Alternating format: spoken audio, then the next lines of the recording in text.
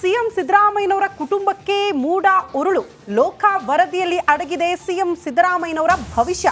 ಇವತ್ತು ಜನಪ್ರತಿನಿಧಿಗಳ ವಿಶೇಷ ಕೋರ್ಟ್ಗೆ ವರದಿ ಸಲ್ಲಿಕೆ ಆಗುತ್ತೆ. ಲೋಕಾಯುಕ್ತ ಅಧಿಕಾರಿಗಳು ತನಿಖಾ ವರದಿ ಸಲ್ಲಿಕೆ ಮಾಡೋ ಸಾಧ್ಯತೆ ಇದೆ. ಈಗಾಗಲೇ ಲೋಕ ಕಚೇರಿ ತಲುಪಿದೆ ತನಿಖಾ ವರದಿ ಅನ್ನೋದರ ಡೀಟೇಲ್ಸ್ ಕೂಡ ಸಿಗ್ತಾ ಇದೆ. ಲೋಕಾಯುಕ್ತದಲ್ಲಿ ಕ್ಲೀನ್ ಚಿಟ್ ನೀಡಿದ್ರೆ ಸಿಎಂಗೆ ಬಿಗ್ ರಿಲೀಫ್. ಹಾಗಾಗಿ ಎಲ್ಲರ ಚಿತ್ತ ಇವತ್ತು ಲೋಕಾಯುಕ್ತದ ಕಡೆಗೆ. ಇಡಿಯಲ್ಲಿ ಏನಾಗ್ಲಿಲ್ಲ, ಸಿಬಿಐ ನೀಡಲಿಲ್ಲ ಕೋರ್ಟ್, ಬಟ್ ಈಗ ಲೋಕಾಯುಕ್ತ ಒಂದು ಇಡೀ ಮೂಡ ಹಗರಣ ವಿಚಾರಗಳು ಬಂದಾಗ ರಾಜ್ಯ ಸರ್ಕಾರ ಏನು ಮಾಡುತ್ತೆ, ಅಧಿವೇಶನಕ್ಕೆ ಬಂದು PN ದೇಸಾಯಿ ಆಯೋಗವನ್ನು ನಿಯುಕ್ತಿ ಮಾಡುತ್ತೆ. PN ದೇಸಾಯಿ ಆಯೋಗ ಶುರು ಮಾಡುತ್ತೆ ಕೆಲಸ. ಅಷ್ಟಾಗುವಾಗ ಅದು ಜನಪ್ರತಿನಿಧಿಗಳ ಕೋರ್ಟ್ನಿಂದ ಹೈಕೋರ್ಟ್ಗೆ ಹೋಗುತ್ತೆ. ಹೈಕೋರ್ಟ್ ಹೇಳುತ್ತೆ ಅಲ್ಲಿ ತನಕ ಯಾವುದಕ್ಕೂ ಕೊಡಬೇಡಿ, ಎಲ್ಲ ಸ್ಟೇ ಆಗುತ್ತೆ, ಏನು ಅರೆಸ್ಟ್ ಏನಿಲ್ಲ ಅಂತೇಳಿ. ಹೈಕೋರ್ಟ್ ಹೇಳುತ್ತೆ ಇಲ್ಲ ಲೋಕಾಯುಕ್ತ ಮಾಡಲಿ ಅಂತೇಳಿ. ಲೋಕಾಯುಕ್ತ ಮಾಡುವಾಗ ಸರ್ಕಾರ ಎರಡೆರಡು ಮಾಡೋಕ್ಕಾಗೋದಿಲ್ಲ. PN ದೇಸಾಯಿ ಆಯೋಗವನ್ನು ವಾಪಸ್ ತಗೊಂಡ್ರು. ಸೊ ಲೋಕಾಯುಕ್ತ ಮಾಡ್ತು. ಲೋಕಾಯುಕ್ತ ಮಾಡ್ತಿರ್ಬೇಕಾದ್ರೇ ಸ್ನೇಹ ಕೃಷ್ಣ ಏನು ಮಾಡಿದ್ರು, ಇಲ್ಲ ಲೋಕಾಯುಕ್ತದಿಂದ ಮಾತ್ರ ಮಾಡೋಕ್ಕಾಗಲ್ಲ, ಇದರ ಎಲ್ಲ ಪೊಲೀಸ್ ಅಧಿಕಾರಿಗಳನ್ನು ನಿಯುಕ್ತಿ ಮಾಡೋದು ರಾಜ್ಯ ಸರ್ಕಾರವೇ, ಸರಿಯಾಗಿ ಮಾಡ್ಲಿಕ್ಕೆ ಆಗೋದಿಲ್ಲ ಅಂತೇಳಿ ಕೋರ್ಟ್ಗೆ ಒಂದು ಅಪೀಲ್ ಹಾಕಿದ್ರು, ಇದನ್ನು CBI ಕೊಡಿ ಅಂತೇಳಿ. ಸೊ CBI ಕೊಡೋಕ್ಕಾಗೋದಿಲ್ಲ ಅಂತ ಹೇಳ್ತು. ಈ ಮೆಟ್ಲಲ್ಲಿ ಇಡಿ ಎಂಟ್ರಿ ಕೊಡ್ತು. ಇಡಿ ಎಂಟ್ರಿ ಕೊಟ್ಟಾಗ ಏನಾಯಿತು ಅಂದರೆ, ಸಿದ್ದರಾಮಯ್ಯನವರ 14 ಸೈಟ್ ಸೇರಿದಂತೆ ಇಡೀ ಇದು ಮೂಡಾದಲ್ಲಿ ಆಗಿರುವಂಥ ಹಗರಣಗಳ ಬಗ್ಗೆ 825 ಸೈಟ್ಗಳ ಬಗ್ಗೆ. ಸೊ ಒಂದು ಕಡೆ CBI ಇಲ್ಲ, PN ದೇಸಾಯಿ ಆಯೋಗ ಇಲ್ಲ, ಇದ್ದದ್ದೊಂದು ಲೋಕಾಯುಕ್ತ ಮಾತ್ರ. ಲೋಕಾಯುಕ್ತದಲ್ಲಿ ಇವತ್ತು ಏನು ತನಿಖೆ ಏನು ಮಾಹಿತಿ ಕೊಡ್ತಾರೆ ಕಾದು ನೋಡಬೇಕಾಗಿದೆ. ಇಡಿಯಲ್ಲಿ ಸಿದ್ದರಾಮಯ್ಯನವ್ರನ್ನ ಟಾರ್ಗೆಟ್ ಮಾಡೋದು, ಲೋಕಾಯುಕ್ತದಲ್ಲಿ ಕ್ಲಿಯರ್ ಚಿಟ್ ಸಿಕ್ಕ ತಕ್ಷಣ ಇಡಿಗೇನು ಕೆಲಸ ಇರೋದಿಲ್ಲ, ಆಲ್ರೆಡಿ ಏನು ಇಲ್ಲ ಅದರಲ್ಲಿಂದ ಬಂದುಬಿಡುತ್ತದೆ. ಆದರೆ ಉಳಿದದ್ದು ತನಿಖೆ ಆಗುತ್ತೆ. ಹಾಗಾಗಿ ಕೊನೆಯ ಅಸ್ತ್ರ ಬಿಟ್ಟಿರುವ ಎಲ್ಲ ಬಾಣಗಳ ಪೈಕಿ ಕೊನೆ ಅಂಬು ಅಂತ ಹೇಳ್ತಾರಲ್ಲ, ಸೊ ಸಿದ್ದರಾಮಯ್ಯನವರು ಇದರಿಂದ ಒಂದು ತಪ್ಪಿಸ್ಕೊಂಡ್ಬಿಟ್ರೆ ಸೇಫ್ ಗೇಮ್. ಆಮೇಲೆ ಶ್ರುತಿ ಒಂದು ಮಾತನ್ನು ಹೇಳ್ತಾ ಇದ್ರು, ಒಂದು ವೇಳೆ ದೋಷಿ ಥರ ಬಂದರೂ ಕೂಡ ಮತ್ತೊಮ್ಮೆ ಶುರುವಿನಿಂದ ಮಾಡೋದಕ್ಕೆ ಅವಕಾಶ ಇದೆ. ಸಿದ್ದರಾಮಯ್ಯನವರ ಮುಖ್ಯಮಂತ್ರಿ ಪಟ್ಟಕ್ಕೇನು ತೊಂದರೆ ಆಗೋದಿಲ್ಲ ಅಂತೇಳಿ. ಯಾಕೆ ಹೇಳ್ತಾ ಇದ್ದೀವಿ ಅಂತಂದರೆ ಈ ರಿಪೋರ್ಟ್ ನೋಡಿ.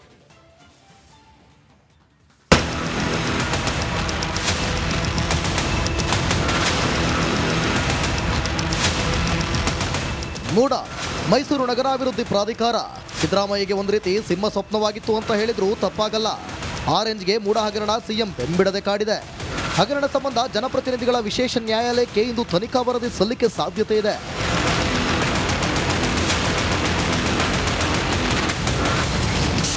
ಮೂಡ ಹಗರಣ ಸಿಎಂಗೆ ಸಿಗುತ್ತಾ ಬಿಗ್ ರಿಲೀಫ್. ಕೋರ್ಟ್ ಕಟಕಟೆಯಲ್ಲಿ ಸಿಎಂ ಭವಿಷ್ಯ.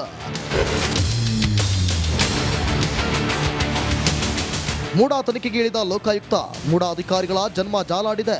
ಹಗರಣ ಪಿನ್ ಟು ಪಿನ್ ಡೀಟೇಲ್ಸ್ನ ಸಿದ್ಧಪಡಿಸಿ ಸಲ್ಲಿಕೆ ಮಾಡಲಾಗಿದೆ. ಆದ್ದರಿಂದ ಇಂದು ಜನಪ್ರತಿನಿಧಿಗಳ ನ್ಯಾಯಾಲಯದಲ್ಲಿ ಪ್ರಕರಣದ ವಿಚಾರಣೆ ನಡೆಯುವ ಸಾಧ್ಯತೆ ಇದೆ.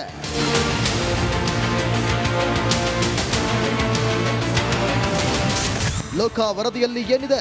ಮೂಡ ಹಗರಣದಲ್ಲಿ ಸಿಎಂ ಸಿದ್ದರಾಮಯ್ಯ ಪಾತ್ರ ಎಲ್ಲೂ ಕಂಡು ಬಂದಿಲ್ಲ. ಆದರೆ ಮೂಡ ಅಧಿಕಾರಿಗಳು ನಿಯಮ ಉಲ್ಲಂಘಿಸಿದ್ದಾರೆ ಎಂದು ವರದಿ ಸಲ್ಲಿಸುವ ಸಾಧ್ಯತೆ ಇದೆ. ಡಿನೋಟಿಫೈ ಭೂ ಪರಿವರ್ತನೆ ಮಾಡಬೇಕಾದರೆ ನಿಯಮ ಉಲ್ಲಂಘನೆ ಮಾಡಿದ ಆರೋಪ ಕೇಳಿ ಬಂದಿದೆ. ಈ ವೇಳೆ ಮೂಡ ಆಯುಕ್ತರು ಕಂದಾಯ ಅಧಿಕಾರಿಗಳಿಂದ ನಿಯಮ ಉಲ್ಲಂಘನೆ ಮಾಡಿದ್ದಾರೆ. ಹೀಗಾಗಿ ಅಧಿಕಾರಿಗಳು ಅಪರಾಧ ಎಸಗಿರುವ ಬಗ್ಗೆ ಕಾನೂನು ತಜ್ಞರ ಸಲಹೆ ಪಡೆದಿದ್ದಾರೆ ಎಂದು ಹೇಳಲಾಗುತ್ತಿದೆ.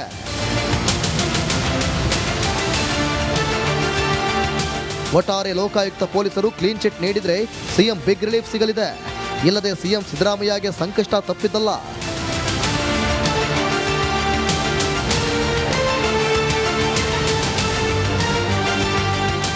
Nagaraj, crime bureau, Republic Kannada. Okay, Nagaraj Appasandra ನಮ್ಮೊಂದಿಗೆ ನೇರ ಸಂಪರ್ಕದಲ್ಲಿದ್ದಾರೆ. ನನ್ನ ಎರಡು ಕನ್ಫ್ಯೂಷನ್ ಇದೆ ನನಗೆ, ಅಂದರೆ ಕ್ಲಾರಿಟಿ ಬೇಕಿದೆ ನನಗೆ. ನಾಗರಾಜ್, PN ದೇಸಾಯಿ ಆಯೋಗ ಏನು ಮಾಡೋಕ್ಕಾಗಲ್ಲ, ಅದು ಅಬಾಲಿಷ್ ಆಗಿದೆ, ತೊಂದರೆ ಇಲ್ಲ. CBIಗೆ ಹೋಗೋದಿಲ್ಲ ಸದ್ಯಕ್ಕೆ. ಆಮೇಲೆ ಸ್ನೇಹ ಕೃಷ್ಣ ಕೂಡ ನಾನು ಕೊಡೋದಿಲ್ಲ ಅಂತ ಹೇಳಿದ್ದಾರೆ, ಅಲ್ಲಿಗೆ ಮುಗೀತು. ಈಗ ಲೋಕಾಯುಕ್ತದಲ್ಲಿ ಮೊದಲಿಂದ ಕೇಳಿ ಬಂದಂಥದ್ದು ಇಲ್ಲ, ಇವ್ರಿಗೆ ಬೇಕಾದಂಗೆ ಮಾಡ್ತಾರೆ ಅಂತ ಒಂದು. ಆಮೇಲೆ ಆಲ್ರೆಡಿ ಬೇರೆ ಇಲ್ಲ, ತಪ್ಪುಗಳಿಲ್ಲದೆ ಇದ್ದರೆ ಸಮಸ್ಯೆನೇ ಇಲ್ಲ. ಒಂದು ವೇಳೆ ತಪ್ಪುಗಳಾದರೂ ಕೂಡ ಶ್ರುತಿಯನ್ನು ಹೇಳ್ತಾ ಇದ್ರು, ನಿಮ್ಮ ಪಾಯಿಂಟ್ ಯಾವುದೋ ಒಂದು. ನನಗಿರುವಂಥದ್ದು ಓಕೆ ಅಪ್ಪ, ಈಗ ಲೋಕಾಯುಕ್ತದಲ್ಲಿ ಕ್ಲೀನ್ ಚಿಟ್ ಸಿಕ್ತು ಅಂತ ಇಟ್ಕೊಳ್ಳಿ. ವಾಟ್ ಅಬೌಟ್ ಇಡಿ? ಅದೇನಾಗತ್ತೆ? ಇಲ್ಲೇ ಸಂಭ್ರಮಾಚರಣೆ ಮುಗಿಸ್ಬಿಡ್ಬೋದಾ, ಅಥವಾ ಇಲ್ಲಿ ಏನಾದರೂ ವ್ಯತಿರಿಕ್ತವಾದಂಥ ವರದಿ ಹೋಗಿದ್ದಾರೆ, ಇಲ್ಲ ಸ್ವಲ್ಪ ಮಟ್ಟಿಗೆ ಪ್ರಾಬ್ಲಮ್ ಇದೆ ಅಂತ ಬಂದರೆ ಏನಾಗ್ಬೋದು? ಕ್ಲಿಯರ್ ಚಿಟ್ ಆದರೆ ಏನು ಹೇಳೋಂಗಿಲ್ಲ, ಕ್ಲಿಯರ್ ಎಲ್ಲರಿಗೂ ಗೊತ್ತಿರುವಂಥದ್ದು. ಇಲ್ಲ ಸ್ವಲ್ಪ ಕಿರಿಕಿರಿ ಇದೆ ಅಂತ ಬಂದರೆ ಏನು ಕ್ಲಿಯರ್ ಮಾಡ್ಕೋಬಹುದಾ? ಇಡಿ ಎಂಟ್ರಿ ಕೊಟ್ಟಿದೆಯಲ್ಲ ಅದೇನು, ಅದರ ಬಗ್ಗೆ ಒಂದು ಕ್ಲಾರಿಟಿ ಕೊಡಿ.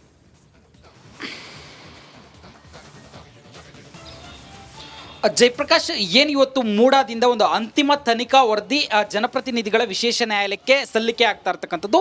ಇಲ್ಲಿ ಪ್ರಮುಖವಾಗಿ ಒಂದು ವಿಚಾರ, ಸಿದ್ದರಾಮಯ್ಯಗೆ ಕ್ಲೀನ್ ಚಿಟ್ ಸಿಗುತ್ತಾ, ಸಿಕ್ಕರೆ ಏನು, ಅಥವಾ ಕ್ಲೀನ್ ಚಿಟ್ ಸಿಗಲಿಲ್ಲ ಅಂದರೆ ಏನು ಅಂತ ಎರಡು ಪ್ರಶ್ನೆ ಈ ಒಂದು ವರದಿ ಸಲ್ಲಿಕೆಗೆ ಸಂಬಂಧಿಸಿದಂತೆ ಇರತಕ್ಕಂಥದ್ದು. ಅದರಲ್ಲಿ ಒಂದನೇದಾಗಿ, ಏನು ಸಿದ್ದರಾಮಯ್ಯಗೆ ಕ್ಲೀನ್ ಚಿಟ್ ಕೊಟ್ಟಿದ್ದೆ ಆದರೆ ಅದನ್ನು ಕೋರ್ಟ್ ಅಕ್ಸೆಪ್ಟ್ ಮಾಡೋದಕ್ಕೂ ಮುಂಚೆ ಏನು ದೂರುದಾರ ಸ್ನೇಹಮಯಿ ಕೃಷ್ಣ ಇರ್ತಾರೆ, ಒಂದು ಪ್ರೊಟೆಸ್ಟ್ ಅಪ್ಲಿಕೇಶನ್ನ ಹಾಕೋ ಸಾಧ್ಯತೆ ಇದೆ. ಇಲ್ಲ, ನೀವು ಮಾಡಿರೋ ತನಿಖೆ ಸರಿ ಇಲ್ಲ, ಇದ್ರದ್ದು ಆರ್ಗ್ಯುಮೆಂಟ್ ಆಗಬೇಕು, ನನ್ನ ಹತ್ರ ಈ ದಾಖಲೆಗಳಿದಾವೆ ಅಂತೇಳಿ. ಅಂದರೆ ಕೋರ್ಟ್ ಆ ಒಂದು ರಿಪೋರ್ಟನ್ನು ಅಕ್ಸೆಪ್ಟ್ ಮಾಡೋದಕ್ಕೆ ಮುಂಚೆ ದೂರುದಾರರ ವಾದವನ್ನು ಇನ್ನೊಮ್ಮೆ ಕೇಳುತ್ತೆ.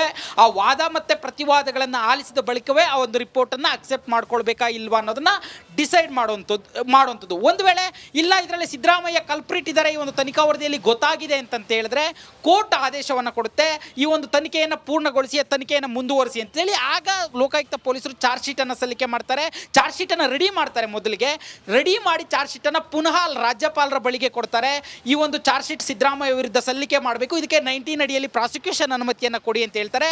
ಅವರು ಅನುಮತಿ ಕೊಟ್ಟ ಬಳಿಕ ಕೋರ್ಟ್ಗೆ ಸಿದ್ದರಾಮಯ್ಯ ವಿರುದ್ಧ ಚಾರ್ಜ್ ಶೀಟ್ ಸಲ್ಲಿಕೆ ಆಗುವಂಥದ್ದು. ಇದು ಈ ಒಂದು ತನಿಖಾ ವರದಿಗೆ ಸಂಬಂಧಿಸಿದಂತೆ ಇರತಕ್ಕಂಥ ವಿಚಾರ. ಇನ್ನು ಇಡಿ ಈ ವಿಚಾರದಲ್ಲಿ ಮುಗಿದೋಯ್ತಾ ಅನ್ನೋ ಪ್ರಶ್ನೆ ಇರತಕ್ಕಂಥದ್ದು. ಆದರೆ ಸದ್ಯಕ್ಕೆ ಸಿದ್ದರಾಮಯ್ಯಗೆ ಇಡಿಯಿಂದ ಯಾವುದೇ ತಲೆಬಿಸಿ ಇಲ್ಲ. ಆದರೆ ಇಡೀ ತನಿಖೆ ಸಂಪೂರ್ಣವಾಗಿ ಮುಕ್ತಾಯ ಆಗಿಲ್ಲ. ಯಾಕಂತಂದರೆ ಈಗಾಗಲೇ ಏನು ನಟೇಶ್ ಹೇಳಿಕೆಯನ್ನು ಇಟ್ಕೊಂಡು ಸಿದ್ದರಾಮಯ್ಯ ಅವರನ್ನು ಈ ಒಂದು ಪ್ರಕರಣದಲ್ಲಿ ಆರೋಪಿ ಅಂತೇಳಿ ಬಿಂಬಿಸುವ ಸಾಧ್ಯತೆ ಅಥವಾ ಆರೋಪಿಯಾಗಿ ಅಣಿಯುವಂಥ ಸಾಧ್ಯತೆ ಇತ್ತು. ಆ ಒಂದು ನಟೇಶ್ ಹೇಳಿಕೆಯನ್ನು ಹೈಕೋರ್ಟ್ ಏಕಸದಸ್ಯ ಪೀಠ ಈಗಾಗಲೇ ರದ್ದು ಮಾಡಿರ್ತಕ್ಕಂಥದ್ದು. ಅಲ್ಲದೆ ಪಾರ್ವತಿ ಮತ್ತು ಬೈರ್ತಿ ಸುರೇಶ್ಗೆ ಕೊಟ್ಟಿರ್ತಕ್ಕಂಥ ನೋಟಿಸ್ಗೆ ಸದ್ಯ ತಾತ್ಕಾಲಿಕ ರಿಲೀಫ್ ಸಿಕ್ಕಿರ್ತಕ್ಕಂಥದ್ದು. 20ನೇ ತಾರೀಕು ಅದರ ವಿಚಾರಣೆ ಇದೆ. ಒಂದು ವೇಳೆ ಹೈಕೋರ್ಟ್ ಏಕಸದಸ್ಯ ಪೀಠ ಏನು ಹಿಂದೆ ಕೊಟ್ಟಿದೆ ಅದರಂತೆಯೇ ಬೈರ್ತಿ ಸುರೇಶ್ ಮತ್ತು ಪಾರ್ವತಿಯವರ ಒಂದು ಸಮನ್ಸನ್ನು ರದ್ದು ಮಾಡಿದ್ದೆ ಆದರೆ ಬಹುತೇಕ ಈ ಒಂದು ಪ್ರಕರಣದಿಂದ ಸಿದ್ದರಾಮಯ್ಯ ಮತ್ತು ಕುಟುಂಬ ಹೊರ ಹೋದಂತೆ. ಜಯಪ್ರಕಾಶ್, ಓಕೆ, ಥ್ಯಾಂಕ್ ಯು ನಿಮ್ಮೆಲ್ಲ ಅಪ್ಡೇಟ್ಸ್ಗೆ. ಸಿಎಂ ಸಿದ್ದರಾಮಯ್ಯನವರ ಕುಟುಂಬಕ್ಕೆ ಮೂಡ ಉರುಳು. ಲೋಕ ವರದಿಯಲ್ಲಿ ಅಡಗಿದೆ ಸಿಎಂ ಸಿದ್ದರಾಮಯ್ಯನವರ ಭವಿಷ್ಯ. ಇವತ್ತು ಜನಪ್ರತಿನಿಧಿಗಳ ವಿಶೇಷ ಕೋರ್ಟ್ಗೆ ವರದಿ ಸಲ್ಲಿಕೆ ಆಗುತ್ತೆ. ಲೋಕಾಯುಕ್ತ ಅಧಿಕಾರಿಗಳು ತನಿಖಾ ವರದಿ ಸಲ್ಲಿಕೆ ಮಾಡೋ ಸಾಧ್ಯತೆ ಇದೆ. ಈಗಾಗಲೇ ಲೋಕ ಕಚೇರಿ ತಲುಪಿದೆ. ತನಿಖಾ ವರದಿ ಅನ್ನೋದರ ಡೀಟೇಲ್ಸ್ ಕೂಡ ಸಿಗ್ತಾ ಇದೆ. ಲೋಕಾಯುಕ್ತದಲ್ಲಿ ಕ್ಲೀನ್ ಚಿಟ್ ನೀಡಿದ್ರೆ ಸಿಎಂಗೆ ಬಿಗ್ ರಿಲೀಫ್. ಹಾಗಾಗಿ ಎಲ್ಲರ ಚಿತ್ತ ಇವತ್ತು ಲೋಕಾಯುಕ್ತದ ಕಡೆಗೆ.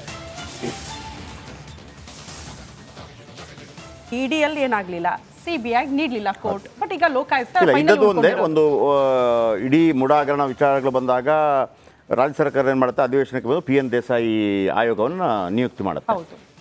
PN ದೇಸಾಯಿ ಆಯೋಗ ಶುರು ಮಾಡುತ್ತೆ ಕೆಲಸ. ಅಷ್ಟಾಗುವಾಗ ಅದು ಜನಪ್ರತಿನಿಧಿಗಳ ಕೋರ್ಟ್ನಿಂದ ಹೈಕೋರ್ಟ್ಗೆ ಹೋಗುತ್ತೆ. ಹೈಕೋರ್ಟ್ ಹೇಳುತ್ತೆ ಅಲ್ಲಿ ತನಕ ಯಾವುದಕ್ಕೂ ಕೊಡಬೇಡಿ, ಎಲ್ಲ ಸ್ಟೇ ಆಗುತ್ತೆ, ಏನು ಅರೆಸ್ಟ್ ಗಿಸ್ಟ್ ಏನಿಲ್ಲ ಅಂತೇಳಿ. ಹೈಕೋರ್ಟ್ ಹೇಳುತ್ತೆ ಇಲ್ಲ ಲೋಕಾಯುಕ್ತ ಮಾಡಲಿ ಅಂತೇಳಿ. ಲೋಕಾಯುಕ್ತ ಮಾಡುವಾಗ ಸರ್ಕಾರ ಎರಡೆರಡು ಮಾಡೋಕ್ಕಾಗೋದಿಲ್ಲ. PN ದೇಸಾಯಿ ಆಯೋಗವನ್ನು ವಾಪಸ್ ತಗೊಂಡ್ರು. ಸೊ ಲೋಕಾಯುಕ್ತ ಮಾಡ್ತು. ಲೋಕಾಯುಕ್ತ ಮಾಡ್ತಿರ್ಬೇಕಾದ್ರೇ ಸ್ನೇಹಮಯಿ ಕೃಷ್ಣ ಏನು ಮಾಡಿದ್ರು, ಇಲ್ಲ ಲೋಕಾಯುಕ್ತದಿಂದ ಮಾತ್ರ ಮಾಡೋಕ್ಕಾಗಲ್ಲ, ಇದರ ಎಲ್ಲ ಪೊಲೀಸ್ ಅಧಿಕಾರಿಗಳನ್ನು ನಿಯುಕ್ತಿ ಮಾಡೋದು ರಾಜ್ಯ ಸರ್ಕಾರವೇ, ಸರಿಯಾಗಿ ಮಾಡ್ಲಿಕ್ಕೆ ಆಗೋದಿಲ್ಲ ಅಂತೇಳಿ ಕೋರ್ಟ್ಗೆ ಒಂದು ಅಪೀಲ್ ಹಾಕಿದ್ರು, ಇದನ್ನು CBI ಕೊಡಿ ಅಂತೇಳಿ. ಸೊ CBIಗೆ ಕೊಡೋಕ್ಕಾಗೋದಿಲ್ಲ ಅಂತ ಹೇಳ್ತು. ಈ ಮಿಡ್ಲಲ್ಲಿ ಇಡಿ ಎಂಟ್ರಿ ಕೊಡ್ತು. ಇಡಿ ಎಂಟ್ರಿ ಕೊಟ್ಟಾಗ ಏನಾಯಿತು ಅಂದರೆ ಸಿದ್ದರಾಮಯ್ಯನವರ 14 ಸೈಟ್ ಸೇರಿದಂತೆ ಇಡೀ ಇದು ಮೂಡಾದಲ್ಲಿ ಆಗಿರುವಂಥ ಹಗರಣಗಳ ಬಗ್ಗೆ 825 ಸೈಟ್ಗಳ ಬಗ್ಗೆ. ಸೊ ಒಂದು ಕಡೆ CBI ಇಲ್ಲ, PN ದೇಸಾಯಿ ಆಯೋಗ ಇಲ್ಲ, ಇದ್ದದ್ದೊಂದು ಲೋಕಾಯುಕ್ತ ಮಾತ್ರ. ಲೋಕಾಯುಕ್ತದಲ್ಲಿ ಇವತ್ತು ಏನು ತನಿಖೆ ಏನು ಮಾಹಿತಿ ಕೊಡ್ತಾರೆ ಕಾದು ನೋಡಬೇಕಾಗಿದೆ. ಇಡಿಯಲ್ಲಿ ಸಿದ್ದರಾಮಯ್ಯನವ್ರನ್ನ ಟಾರ್ಗೆಟ್ ಮಾಡೋದು, ಲೋಕಾಯುಕ್ತದಲ್ಲಿ ಕ್ಲಿಯರ್ ಚಿಟ್ ಸಿಕ್ಕ ತಕ್ಷಣ ಇಡಿಗೇನು ಕೆಲಸ ಇರೋದಿಲ್ಲ, ಆಲ್ರೆಡಿ ಏನು ಇಲ್ಲ ಅದರಲ್ಲಿ ಅಂತ ಬಂದುಬಿಡುತ್ತದೆ. ಆದರೆ ಉಳಿದದ್ದು ತನಿಖೆ ಆಗುತ್ತೆ. ಹಾಗಾಗಿ ಕೊನೆಯ ಅಸ್ತ್ರ ಬಿಟ್ಟಿರುವ ಎಲ್ಲ ಬಾಣಗಳ ಪೈಕಿ ಕೊನೆ ಅಂಬು ಅಂತ ಹೇಳ್ತಾರಲ್ಲ, ಸೊ ಸಿದ್ದರಾಮಯ್ಯನವರು ಇದರಿಂದ ಒಂದು ತಪ್ಪಿಸ್ಕೊಂಡ್ಬಿಟ್ರೆ ಸೇಫ್ ಗೇಮ್. ಆಮೇಲೆ ಶ್ರುತಿ ಒಂದು ಮಾತನ್ನು ಹೇಳ್ತಾ ಇದ್ರು, ಒಂದು ವೇಳೆ ದೋಷಿ ಥರ ಬಂದರೂ ಕೂಡ ಮತ್ತೊಮ್ಮೆ ಶುರುವಿನಿಂದ ಮಾಡೋದಕ್ಕೆ ಅವಕಾಶ ಇದೆ.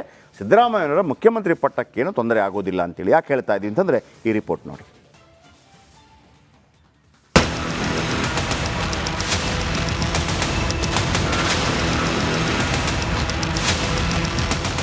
ಮೂಡ ಮೈಸೂರು ನಗರಾಭಿವೃದ್ಧಿ ಪ್ರಾಧಿಕಾರ ಸಿದ್ದರಾಮಯ್ಯಗೆ ಒಂದು ರೀತಿ ಸಿಂಹ ಸ್ವಪ್ನವಾಗಿತ್ತು ಅಂತ ಹೇಳಿದ್ರು ತಪ್ಪಾಗಲ್ಲ.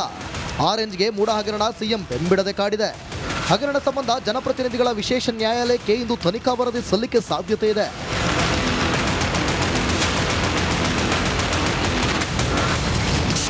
ಮೂಡ ಹಗರಣ ಸಿಎಂಗೆ ಸಿಗುತ್ತಾ ಬಿಗ್ ರಿಲೀಫ್. ಕೋರ್ಟ್ ಕಟಕಟೆಯಲ್ಲಿ ಸಿಎಂ ಭವಿಷ್ಯ. ಮೂಡಾ ತನಿಖೆಗೆ ಇಳಿದ ಲೋಕಾಯುಕ್ತ ಮೂಡಾ ಅಧಿಕಾರಿಗಳ ಜನ್ಮ ಜಾಲಾಡಿದೆ. ಹಗರಣ ಪಿನ್ ಟು ಪಿನ್ ಡೀಟೇಲ್ಸ್ನ ಸಿದ್ಧಪಡಿಸಿ ಸಲ್ಲಿಕೆ ಮಾಡಲಾಗಿದೆ. ಆದ್ರಿಂದ ಇಂದು ಜನಪ್ರತಿನಿಧಿಗಳ ನ್ಯಾಯಾಲಯದಲ್ಲಿ ಪ್ರಕರಣದ ವಿಚಾರಣೆ ನಡೆಯುವ ಸಾಧ್ಯತೆ ಇದೆ.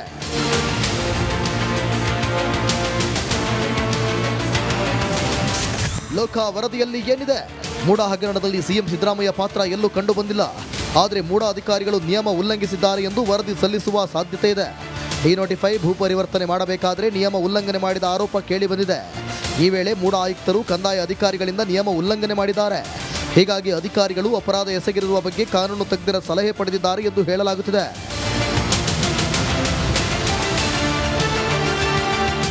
ಒಟ್ಟಾರೆ ಲೋಕಾಯುಕ್ತ ಪೊಲೀಸರು ಕ್ಲೀನ್ ಚಿಟ್ ನೀಡಿದರೆ ಸಿಎಂ ಬಿಗ್ ರಿಲೀಫ್ ಸಿಗಲಿದೆ.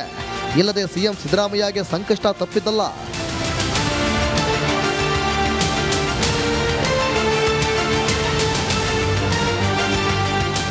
Nagaraj, crime bureau, Republic Kannada. Okay, Nagaraj Appasandra ನಮ್ಮೊಂದಿಗೆ ನೇರ ಸಂಪರ್ಕದಲ್ಲಿದ್ದಾರೆ. ನನ್ನ ಎರಡು ಕನ್ಫ್ಯೂಷನ್ ಇದೆ ನನಗೆ, ಅಂದರೆ ಕ್ಲಾರಿಟಿ ಬೇಕಿದೆ ನನಗೆ. ನಾಗರಾಜ್, PN ದೇಸಾಯಿ ಆಯೋಗ ಏನು ಮಾಡೋಕ್ಕಾಗಲ್ಲ, ಅದು ಅಬಾಲಿಷ್ ಆಗಿದೆ, ತೊಂದರೆ ಇಲ್ಲ. CBIಗೆ ಹೋಗೋದಿಲ್ಲ ಸದ್ಯಕ್ಕೆ. ಆಮೇಲೆ ಸಿನಿಮಾ ಕೃಷ್ಣ ಕೂಡ ನಾನು ಕೊಡೋದಿಲ್ಲ ಅಂತ ಹೇಳಿದ್ದಾರೆ, ಅಲ್ಲಿಗೆ ಮುಗೀತು. ಈಗ ಲೋಕಾಯುಕ್ತದಲ್ಲಿ ಮೊದಲಿಂದ ಕೇಳಿ ಬಂದಂಥದ್ದು ಇಲ್ಲ, ಇವ್ರಿಗೆ ಬೇಕಾದಂಗೆ ಮಾಡ್ತಾರೆ ಅಂತ ಒಂದು. ಆಮೇಲೆ ಆಲ್ರೆಡಿ ಬೇರೆ ಇಲ್ಲ, ತಪ್ಪುಗಳಿಲ್ಲದೆ ಇದ್ದರೆ ಸಮಸ್ಯೆನೇ ಇಲ್ಲ. ಒಂದು ವೇಳೆ ತಪ್ಪುಗಳಾದರೂ ಕೂಡ ಶ್ರುತಿಯನ್ನು ಹೇಳ್ತಾ ಇದ್ರು, ನಿಮ್ಮ ಪಾಯಿಂಟ್ ಯಾವುದೋ ಒಂದು. ನನಗಿರುವಂಥದ್ದು, ಓಕೆ ಅಪ್ಪ, ಈಗ ಲೋಕಾಯುಕ್ತದಲ್ಲಿ ಕ್ಲೀನ್ ಚಿಟ್ ಸಿಕ್ತು ಅಂತ ಇಟ್ಕೊಳ್ಳಿ. What about ED? ಅದೇನಾಗತ್ತೆ? ಇಲ್ಲೇ ಸಂಭ್ರಮಾಚರಣೆ ಮುಗಿಸ್ಬಿಡ್ಬೋದಾ, ಅಥವಾ ಇಲ್ಲಿ ಏನಾದರೂ ವ್ಯತಿರಿಕ್ತವಾದಂಥ ವರದಿ ಹೋಗಿದ್ದಾರೆ, ಇಲ್ಲ ಸ್ವಲ್ಪ ಮಟ್ಟಿಗೆ ಪ್ರಾಬ್ಲಮ್ ಇದೆ ಅಂತ ಬಂದರೆ ಏನಾಗ್ಬೋದು? ಕ್ಲಿಯರ್ ಚಿಟ್ ಆದರೆ ಏನು ಹೇಳೋಂಗಿಲ್ಲ, ಕ್ಲಿಯರ್ ಎಲ್ಲರಿಗೂ ಗೊತ್ತಿರುವಂಥದ್ದು. ಇಲ್ಲ ಸ್ವಲ್ಪ ಕಿರಿಕಿರಿ ಇದೆ ಅಂತ ಬಂದರೆ ಏನು ಕ್ಲಿಯರ್ ಮಾಡ್ಕೋಬಹುದಾ? ED ಎಂಟ್ರಿ ಕೊಟ್ಟಿದೆಯಲ್ಲ, ಅದೇನು, ಅದರ ಬಗ್ಗೆ ಒಂದು ಕ್ಲಾರಿಟಿ ಕೊಡಿ.